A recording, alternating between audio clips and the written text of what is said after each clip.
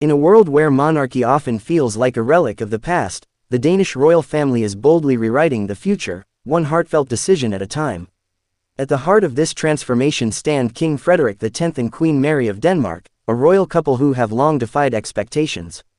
Now, as they turn their attention toward preparing their eldest son, Prince Christian, for his destiny as future king, they are shaking the very foundations of royal tradition with a parenting style rooted in love, modernity, and raw authenticity. From the moment King Frederik and Queen Mary ascended the throne, it was clear that theirs would not be a reign bound by centuries-old rules and stiff etiquette. Instead, the former crown prince and his Australian-born consort, now queen, embraced a vision of monarchy that prioritizes human connection, social relevance, and emotional depth. And nowhere is that vision more powerfully displayed than in how they are raising their children, especially their heir, Prince Christian. Prince Christian, born on October 15, 2005, entered the world under a wave of national excitement, as the first future king to be born in Denmark in over 3 decades. Yet even then, King Frederik and Queen Mary had no intention of sheltering him in a gilded cage. From his earliest years, Christian has lived a life that skillfully balances royal responsibility with the freedom to grow as an individual. His parents have guided him with a firm but gentle hand, allowing him to discover himself outside the rigidity of royal protocol.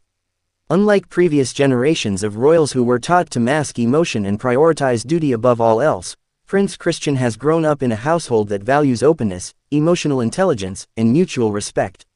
Queen Mary, drawing from her Australian roots and modern educational philosophies, has instilled in her children the importance of empathy, communication, and personal accountability. She is not a queen who hides behind palace walls, she is a mother who listens, who comforts, and who leads by example. King Frederik, too, brings a deeply personal perspective to parenting. His own childhood was not without challenges. Growing up under the reign of Queen Margrethe II, Frederik often felt the crushing weight of expectation. His father, Prince Henrik, famously struggled with his secondary role, and the tension of tradition versus individuality shaped Frederik's formative years. Determined not to repeat that cycle, Frederik made a conscious decision to raise his own son in a way that champions emotional resilience and personal freedom. This means that Christian is being prepared not only to wear a crown, but to carry it with wisdom, humility, and understanding. The young prince is often seen participating in events that push him into the real world, school programs, environmental initiatives, and humanitarian causes. He attends regular schools, mingles with peers from various backgrounds, and is encouraged to voice his own opinions. The message from his parents is clear: your title does not define you, your actions do. Indeed, the transformation of Christian's upbringing is reflective of a broader vision King Frederik and Queen Mary have for the monarchy itself. Rather than standing apart from the people, they want their children to stand with them. The monarchy, in their eyes, must evolve if it is to remain relevant. It must reflect the society it serves, not tower above it. And that begins at home, in the way their children are raised. We see this reflected in how the couple fosters independence in their children. Christian is not pampered with privilege, he is taught the value of hard work and contribution. His younger siblings, Princess Isabella and twins Prince Vincent and Princess Josephine, are likewise raised with the same balance of freedom and responsibility. In interviews, Queen Mary has spoken about how she encourages her children to understand the world beyond the palace walls. They are exposed to different cultures, social challenges, and even failure. This, she believes, will make them not just better royals, but better humans. Christian's 18th birthday marked a powerful milestone, not only in his personal journey, but in the evolution of Danish royalty. During the official celebrations, the young prince stood confidently by his parents, delivering a speech that radiated sincerity and maturity. It was a moment that deeply moved the Danish public. Gone was the nervous boy of years past, in his place stood a future king who understood both the honor and the burden of his role. Much of this readiness stems from the emotional honesty his parents have fostered in their home. Sources close to the palace speak of a family dynamic that is warm, deeply connected, and surprisingly informal. Mealtimes are spent together, family decisions are discussed openly, and even the youngest royals are encouraged to speak their minds. The king and queen have created a sanctuary of trust, a rare thing in royal households bound by centuries of protocol and hierarchy. But King Frederik and Queen Mary are not simply revolutionizing parenting, they are also changing what it means to be a modern monarch. By modeling vulnerability, self-awareness, and compassion, they are demonstrating that strength does not come from tradition alone. It comes from the courage to adapt, to evolve, and to lead from the heart. Their efforts have not gone unnoticed. Around the world, observers of royalty have praised the Danish model as one of the most progressive among reigning monarchies. As the British royal family grapples with its own generational challenges and the Swedish royals adjust to increasing public scrutiny, Denmark is quietly setting the standard for what royalty can be in the 21st century. And at the center of that quiet revolution is Prince Christian, a young man raised with love, discipline, and the full knowledge that leadership is not inherited, but earned. He is being equipped not just to rule a country, but to understand its people. He is not being molded into an untouchable figure of power, but into a relatable, empathetic leader who will walk alongside his citizens. It is a delicate balance, one that King Frederik and Queen Mary manage with grace. They are neither lax nor rigid. They correct, but do not shame. They set boundaries, but allow room to grow. And perhaps most importantly, they see their children not as royal symbols, but as individuals first. For the Danish people, this approach has instilled renewed confidence in the monarchy. Public support for the royal family remains high, largely due to the relatability of its key figures.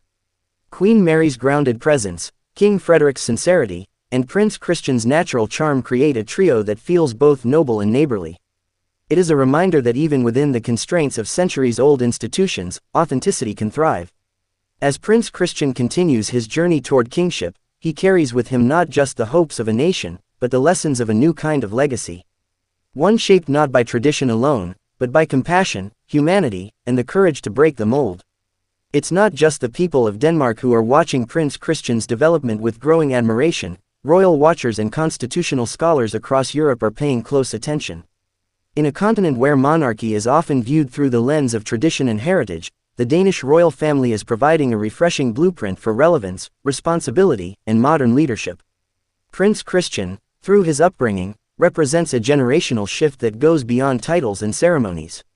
He embodies the values of inclusion, emotional intelligence, and civic duty, qualities that are increasingly essential in an evolving democratic world. This evolution is also reflected in how Prince Christian is slowly being introduced to matters of state and diplomacy. Rather than being shielded from politics and governance, he is learning the ropes in real-world settings, accompanied by his parents to official functions, state dinners, and international engagements. His exposure is carefully calibrated, not overwhelming, but strategic. Each appearance is designed to help him understand not only the ceremonial aspect of his role but also the political, cultural, and humanitarian implications of leadership. King Frederik, who once spoke candidly about his struggles to find his identity within the constraints of royalty, is keenly aware of the importance of nurturing autonomy in his children. He knows all too well how it feels to be thrust into a role without the emotional tools to handle it. This insight has profoundly shaped the way he and Queen Mary are guiding Christian. There is a deliberate effort to avoid the mistakes of the past, to empower rather than impose, to mentor rather than mold. What's equally remarkable is how Queen Mary complements this vision with her own fierce sense of purpose. Often seen as the driving force behind the family's modernization, Mary's influence on their parenting style is both bold and tender. She balances her royal obligations with a maternal instinct that has captivated the Danish public. Her speeches, community work, and interactions with children and marginalized groups are often mirrored in how she nurtures her own children.